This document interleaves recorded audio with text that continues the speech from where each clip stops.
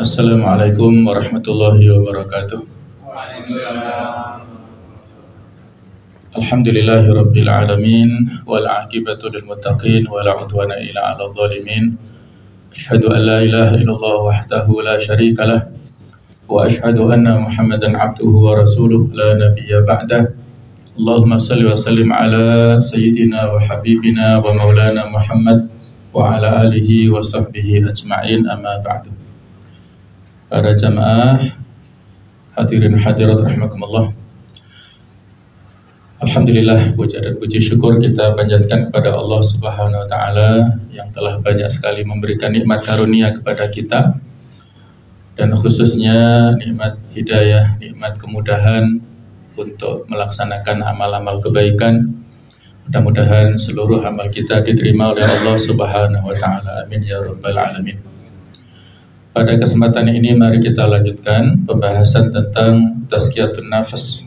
Ada 10 kaidah dalam menyucikan jiwa yang sudah kita bahas 5 poin ya. Jadi poin yang pertama, kaidah untuk mensucikan jiwa adalah tauhid, adalah pokok penyucian jiwa. Yang kedua, doa adalah kunci dalam penyucian jiwa. Yang ketiga, Al-Quran sebagai sumber dan penolong penyucian jiwa. Yang keempat, mencari panutan dan teladan. Yang kelima adalah penyucian itu adalah takhalli dan tahalli, membersihkan diri kita dari segala akhlak tercela dan menghiasi diri kita dengan akhlak-akhlak yang baik. Ini sudah kita bahas semua dan sudah kita bahas dalam 3 sesi kajian ya. Pada kesempatan ini akan kita lanjutkan kaidah yang ke-6 dan ke-7 insyaallah, yaitu poin yang ke-6, menutup pintu dari hal yang menjerumuskan.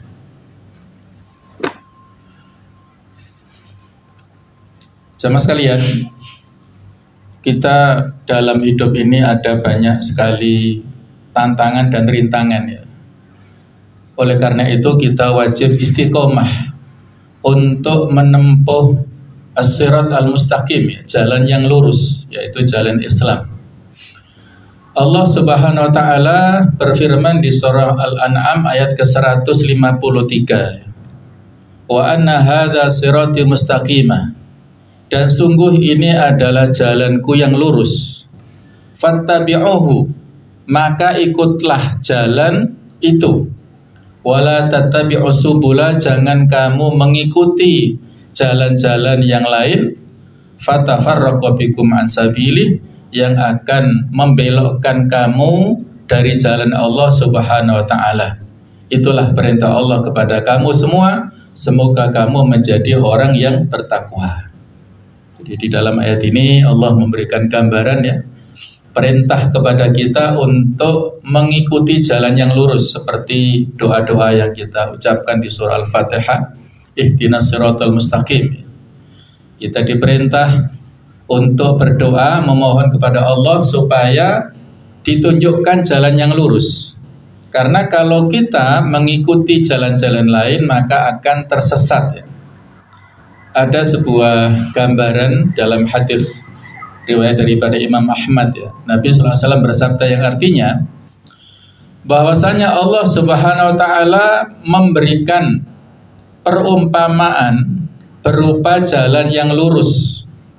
Kemudian di atas kedua sisi jalan itu terdapat 2 dinding. Dan pada kedua dinding itu terdapat pintu-pintu yang terbuka lebar. Kemudian di atas setiap pintu terdapat tabir penutup yang halus. Dan di atas pintu jalan terdapat penyeru yang berkata, wahai sekalian manusia, masuklah kalian semua ke dalam sirat, dan janganlah kalian menoleh ke sana kemari. Sementara di bagian dalam dari sirat itu juga terdapat penyeru yang selalu mengajak untuk menapaki sirat. Dan jika seseorang hendak membuka pintu-pintu yang berada di sampingnya, Maka ia berkata, celaka kamu, jangan sekali-kali kamu membukanya. Karena jika kamu membukanya, maka kamu akan masuk ke dalamnya. As-sirat itu adalah al-Islam. Kedua dinding itu yang merupakan batasan-batasan Allah Subhanahu wa taala.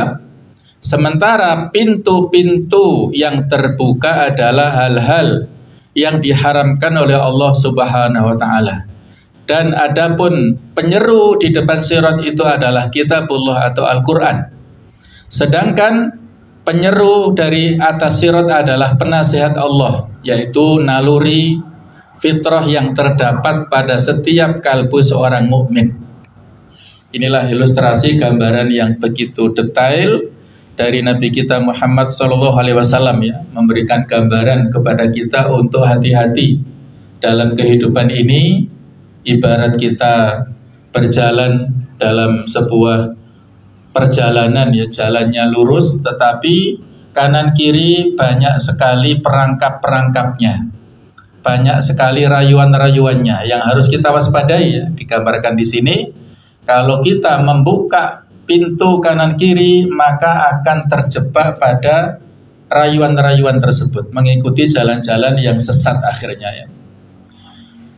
Ada penjelasan dari Al-Hafidz Ibnu Rajab dalam kitab beliau Majmu' Rasail Ibnu Rajab, menjelaskan bahwa barang siapa yang tidak istiqomah di atas jalan agama yang lurus sehingga ia membuka pintu-pintu keharaman dan masuk ke dalamnya, baik hal yang diharamkan itu berupa syahwat atau syubhat, maka dia akan disambar oleh pengait yang ada di sebelah kanan dan kiri as-sirat pada hari kiamat. Nah, syahwat dan syubhat ini sudah pernah kita singgung ya, dua sebab utama penyakit-penyakit hati. Syahwat ini adalah keinginan-keinginan buruk dari dalam diri kita yang biasanya dimiliki oleh orang-orang yang memiliki ilmu, yang memiliki kedudukan, memiliki jabatan, potensi-potensi.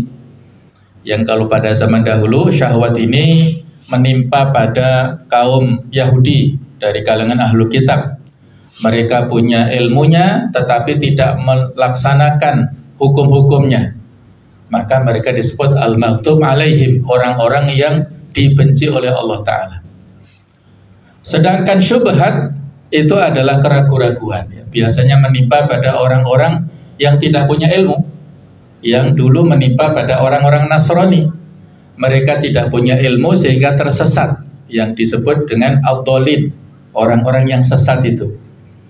Jadi kalau syahwat menimpa orang-orang Yahudi, kalau syubhat menimpa orang-orang Nasrani.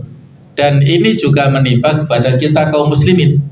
Apabila kita sudah tahu tentang hukum sesuatu itu tidak boleh, tapi kita masih menerjangnya, maka berarti itu disebabkan syahwat kita. Kalau kita tidak tahu hukum tertentu dan kita menerjangnya, berarti karena faktor syubhatnya ya.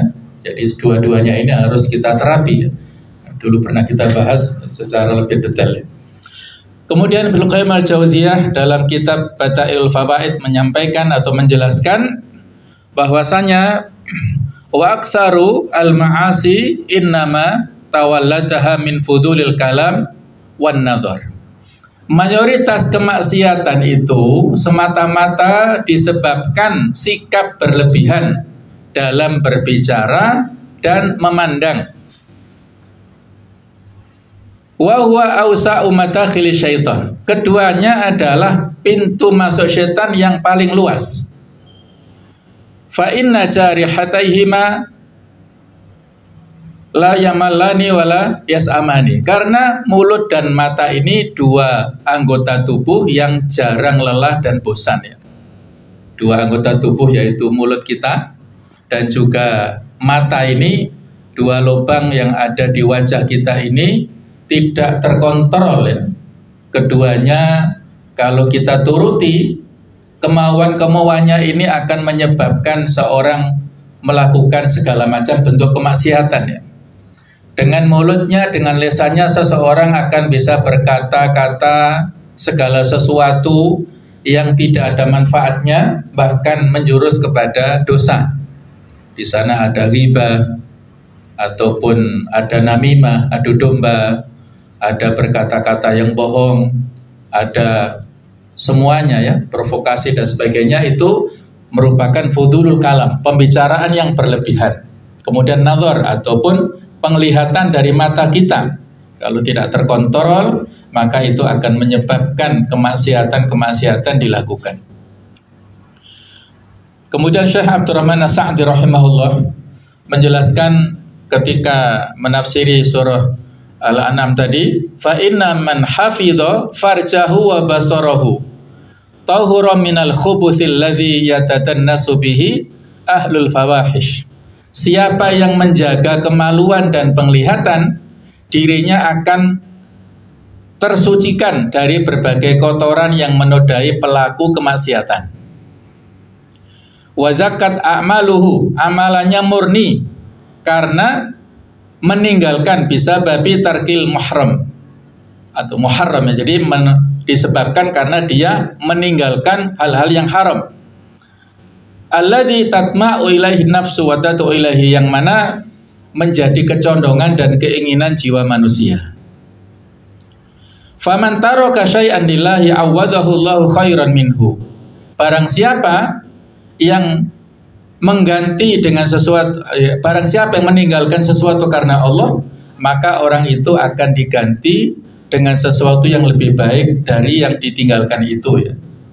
Nanti ada penjelasannya dari Ibnu Qayyim ya, bahwasanya kalau kita dalam hidup ini ada pilihan sesuatu yang kita punya kemauan atau punya syahwat di sana, tapi kalau kita tinggalkan karena Allah Ta'ala, maka akan diganti dengan yang lebih baik. Nah, terkait dengan pintu-pintu syaitan atau disebut madakhil syaitan ini banyak sekali. Di antaranya ada 14 pintu. Yang ini semua adalah akhlak-akhlak buruk manusia. Ada hasad atau iri dengki. Ada haris atau hirsun ala dunia, sangat antusias pada dunia. Kemudian ada marah. Yang keempat adalah keras kepala. Yang kelima, suka berhias, suka berdandan ya, khususnya bagi kaum wanita. Pada saat dia berdandan tidak ingat kepada penciptanya, maka ini akan bisa menjadi pintu masuk setan, mempengaruhinya.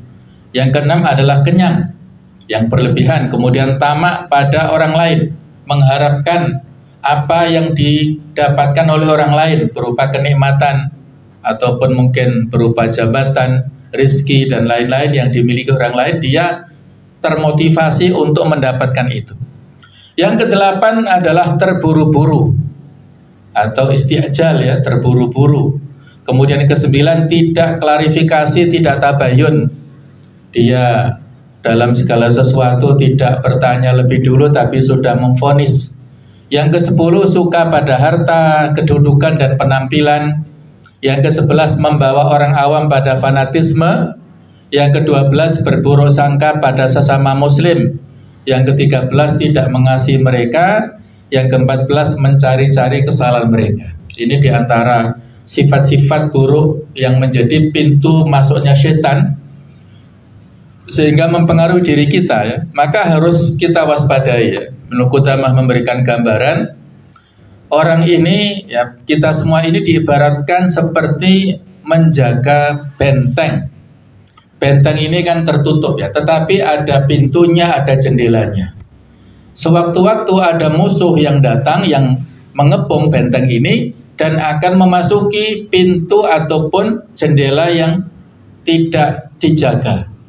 Nah, pintu dan jendela itulah yang merupakan sifat-sifat buruk manusia, yang mana setan atau bentuknya berupa jin-jin yang jahat itu akan bisa mempengaruhi seseorang dari jendela atau pintu kekurangan-kekurangan kita itu. Ada orang yang kekurangannya dalam bab hasad, maka di situ setan mempengaruhi dan akan menggoda dia, bahkan kalau mungkin masuk ke dalam fisiknya ya, berupa jin-jin yang jahat itu.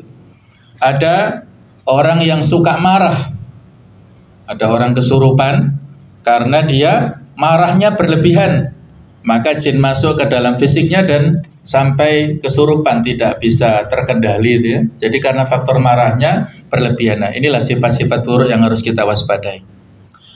Nah, di atas tadi disebutkan bahwasanya oleh Syekh Abdurrahman As-Sa'di tadi, bahwasanya kalau kita meninggalkan sesuatu karena Allah Ta'ala, maka Allah akan mengganti dengan yang lebih baik, sebagaimana dinyatakan Ibnu Qayyim ini. Innama yajitu al-masyaqqa fi tarkil ma'lufat wal awaiq man tarakaha li ghairillah, amma man tarakaha shadiqan mukhlishan min qalbihi lillah fa innahu la yajitu fi tarkiya masyaqqah illa fi awali wahlatin. Jadi kalau seseorang terasa sulit jika meninggalkan sesuatu yang dia sukai atau dia gandrungi, dia tinggalkan karena selain Allah, maka itu akan menemukan hambatan-hambatan ya. Ya misalnya ngapunten ya, ada seseorang yang dalam hal aktivitas ya, muamalahnya itu masih ada unsur-unsur ribawinya ya, misalnya begitu.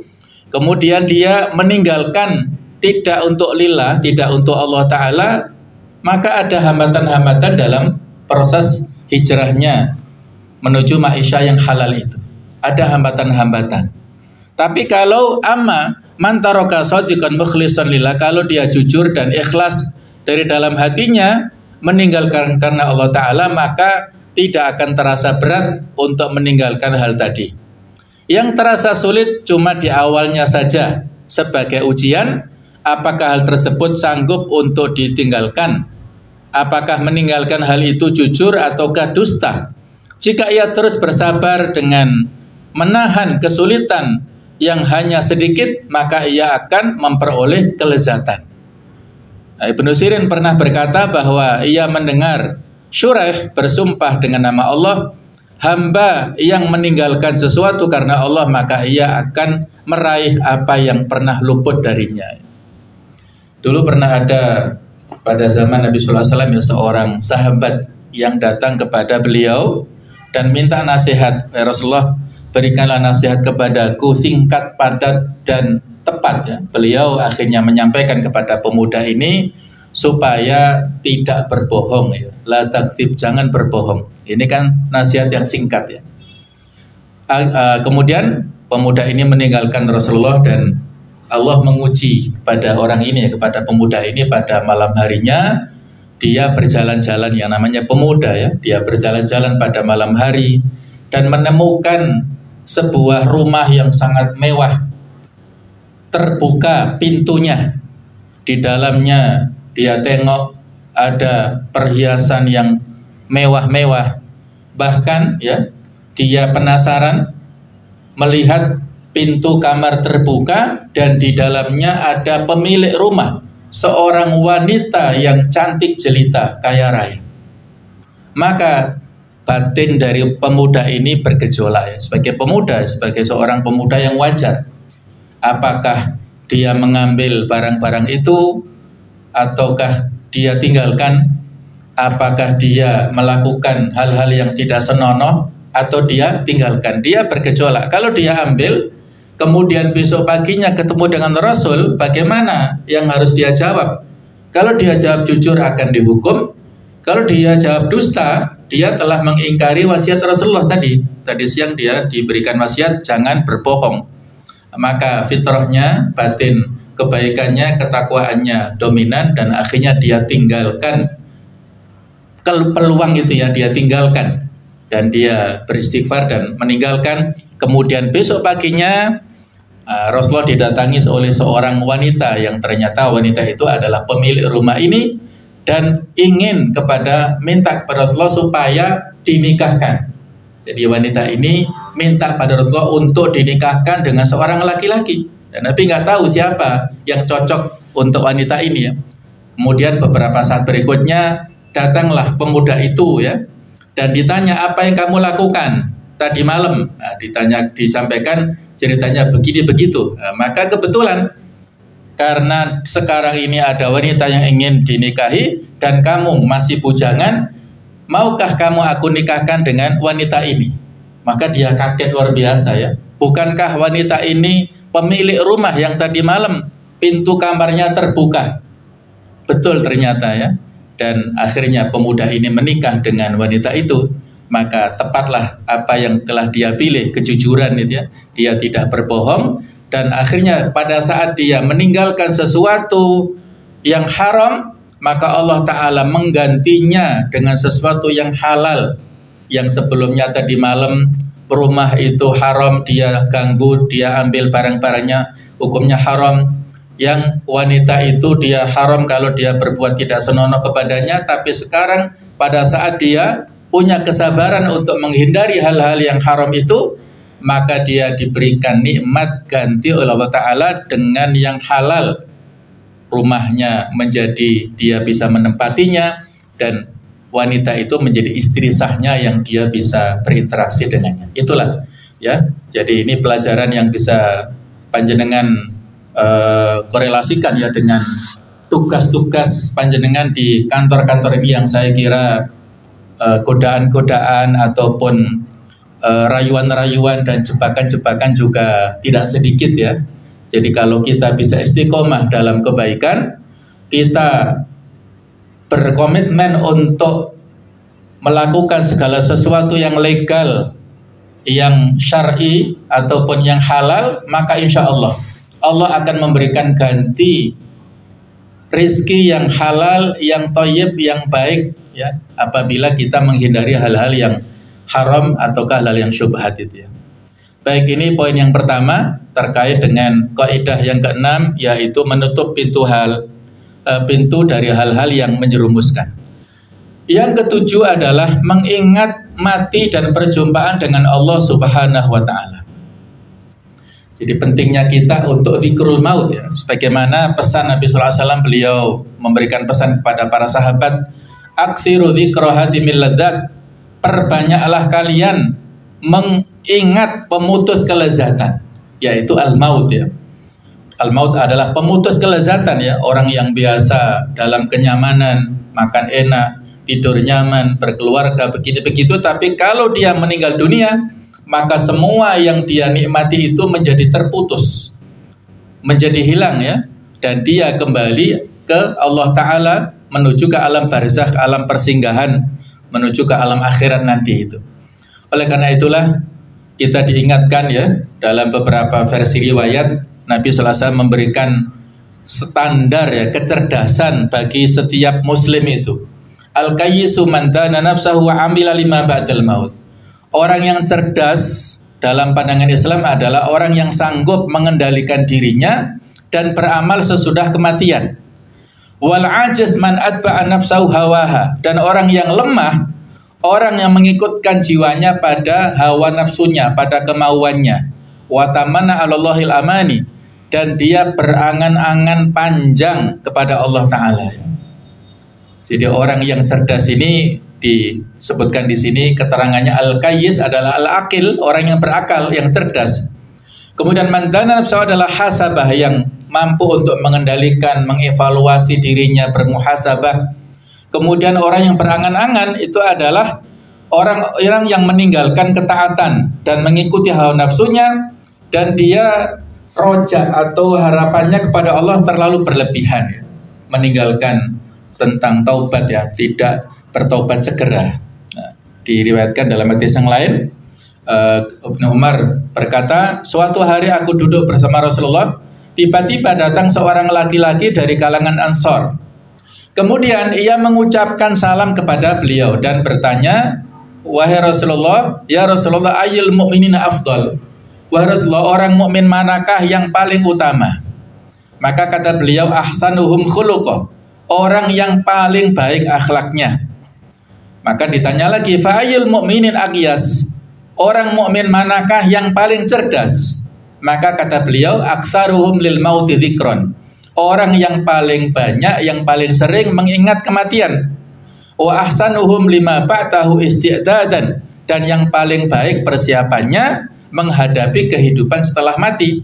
Ulaikal aqyas, mereka itulah orang-orang yang paling cerdas ya.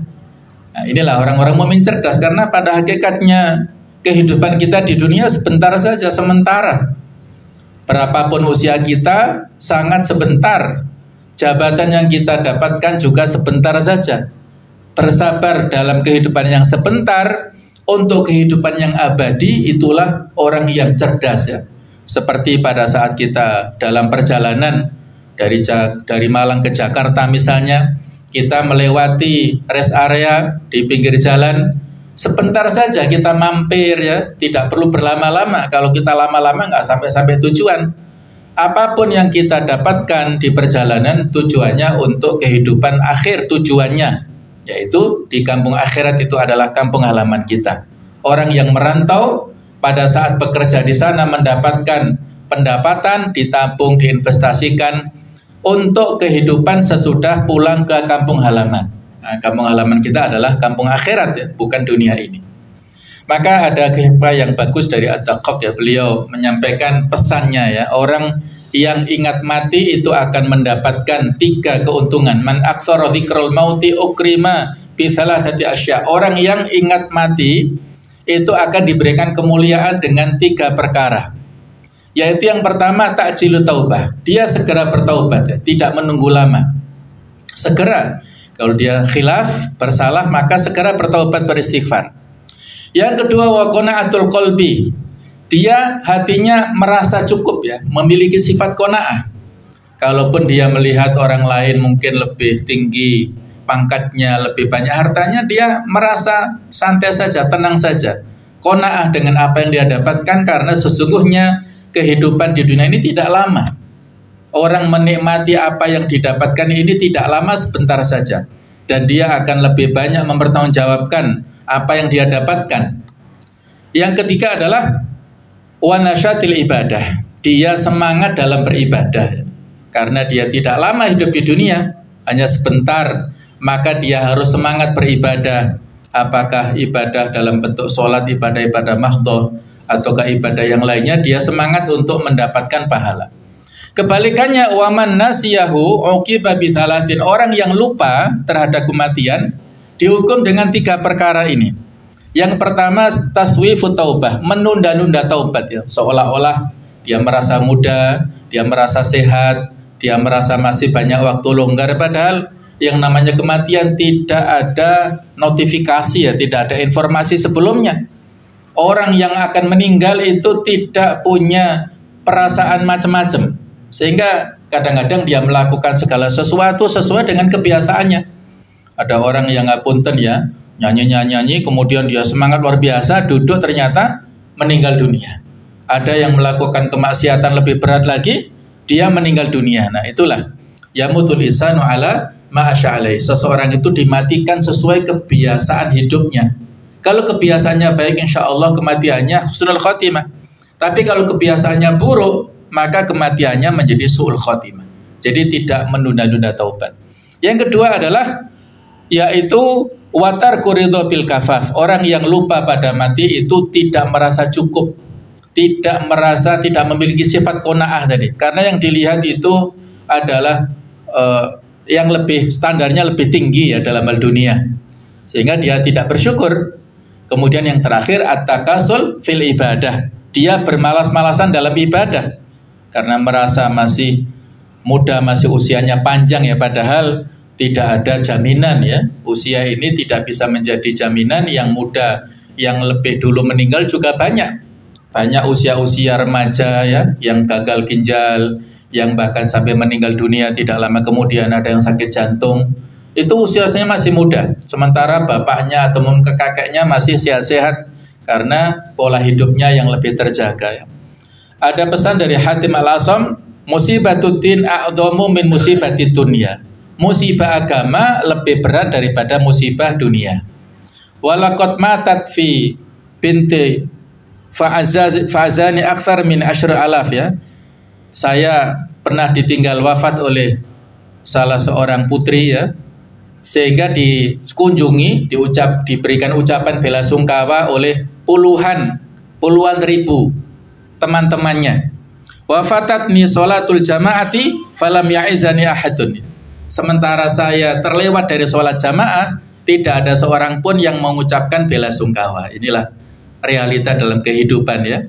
Padahal kalau yang namanya kematian dari keluarga itu sesuatu yang biasa, hidup dan mati sesuatu yang biasa ya.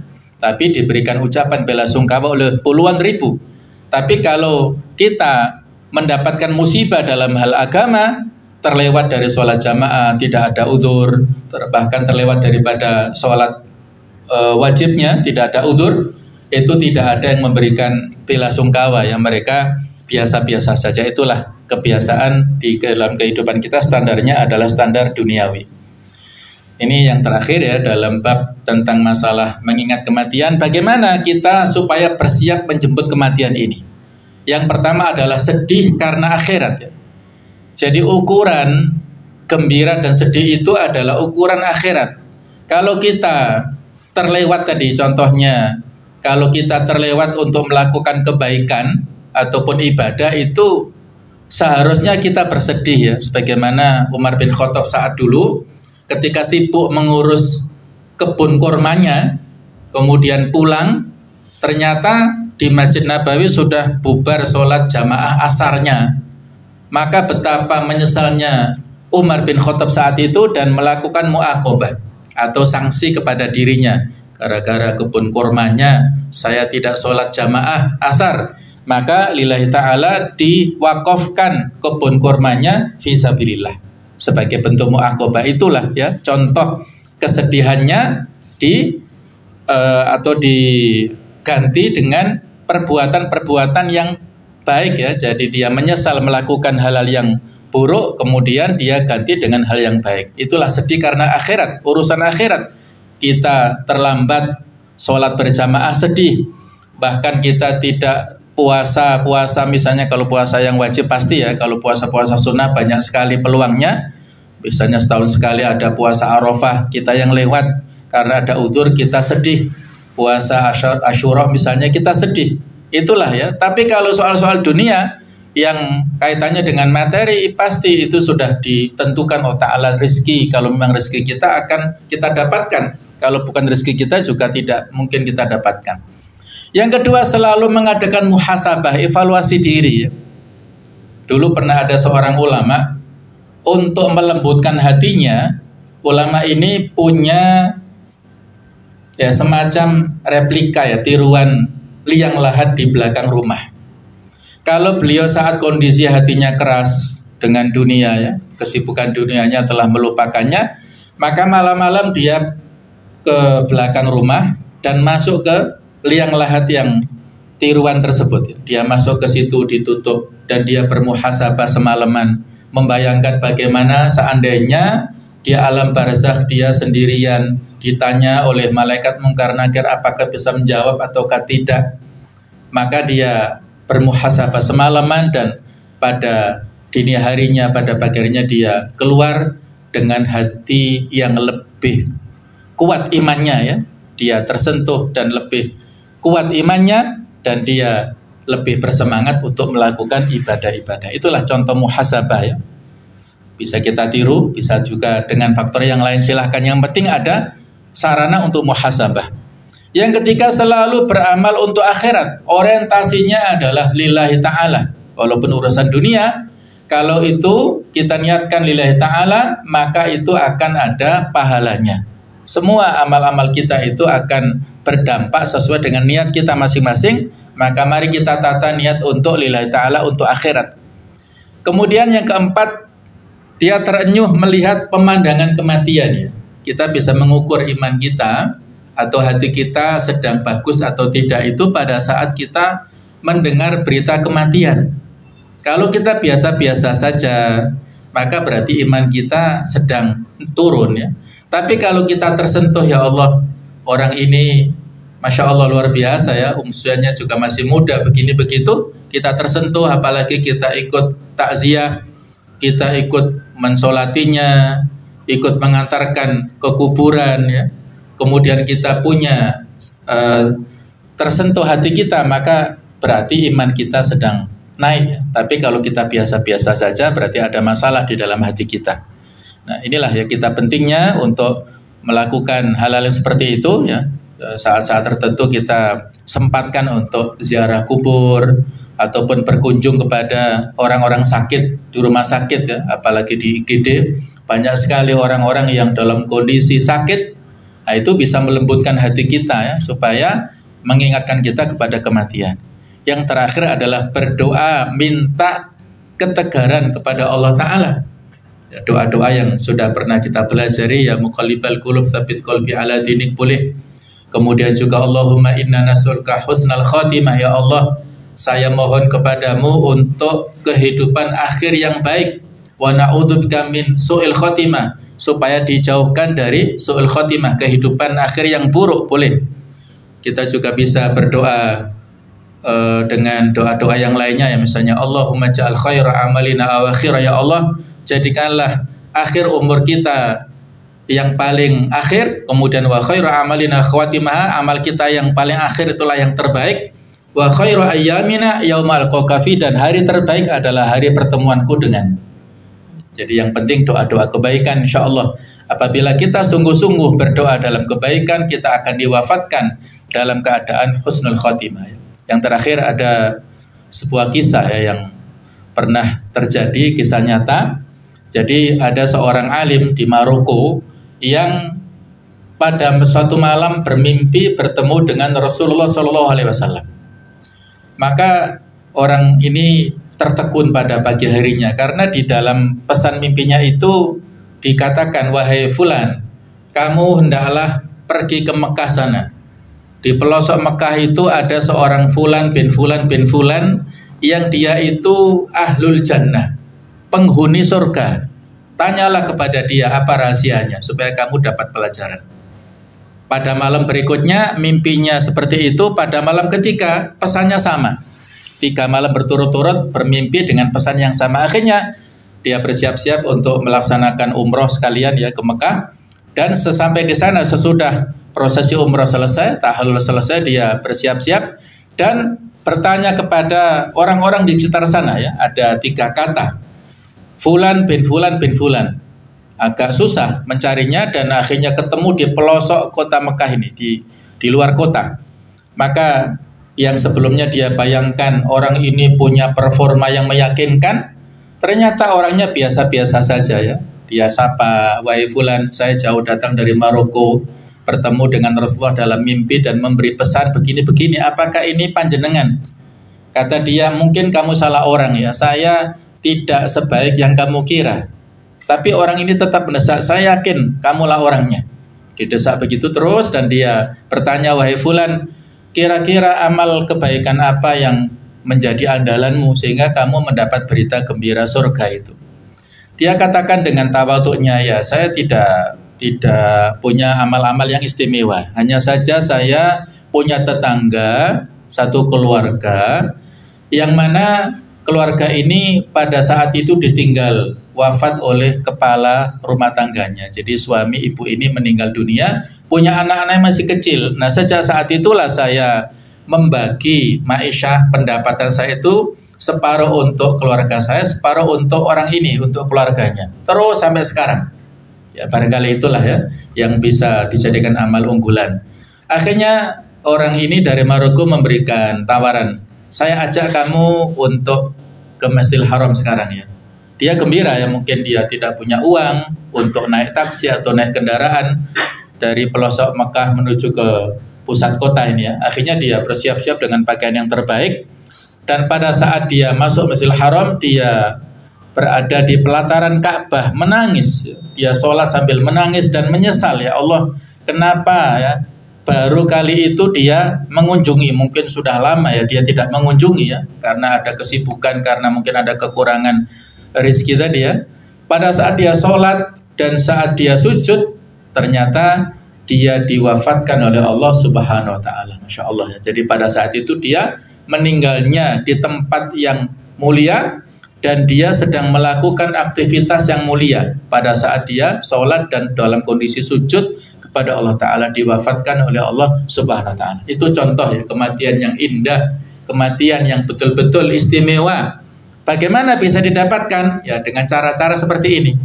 Aktivitasnya baik, hatinya baik, kemudian dia punya muamalah dengan sesama manusia, dengan muamalah yang baik.